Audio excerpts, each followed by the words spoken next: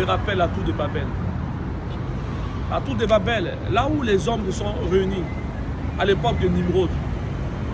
À l'époque de Nimrod, il n'y avait pas la franc-maçonnerie. Il y avait les prémices de la franc-maçonnerie. Et Nimrod avait pour but d'apporter ce qu'on appelle l'ordre mondial. Cette réplique qu'on retrouve ici actuellement à notre époque. Écoute-moi très bien. La Bible déclare que Dieu a envoyé un ange qui a confondu tout ce peuple.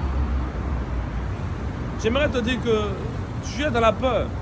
Tu as entendu qu'un tel est franc-maçon, tu as entendu qu'un tel est dans une obédience et tu commences à paniquer.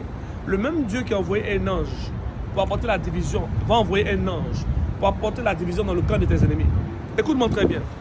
Lorsque tes ennemis s'élèvent dans le but de t'attaquer, dans le but de tenir ton image, un recours à l'alliance, un recours à la puissance de Dieu, un recours à la parole. Tu passes ton temps à dormir et tu veux avoir la grâce de Dieu. Tu passes ton temps à dormir dans les critiques et tu veux avoir la grâce de Dieu. Si ta parole ne s'accomplit pas, c'est parce que tu es dans les critiques. Sanctifie ta langue, sanctifie ta bouche. Je prie maintenant. Toute langue qui va se lever contre ta vie, toute langue qui va se lever contre ta destinée, soit brisée dans le nom de Jésus de Nazareth. Je décrète et je déclare. La main de mon Dieu vient pour t'impacter. J'ai un Dieu puissant, un Dieu redoutable, un Dieu qui impacte, un Dieu qui bénit. Écoute-moi très bien.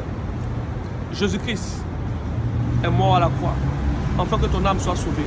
Pas forcément que tu sois milliardaire. Sois béni.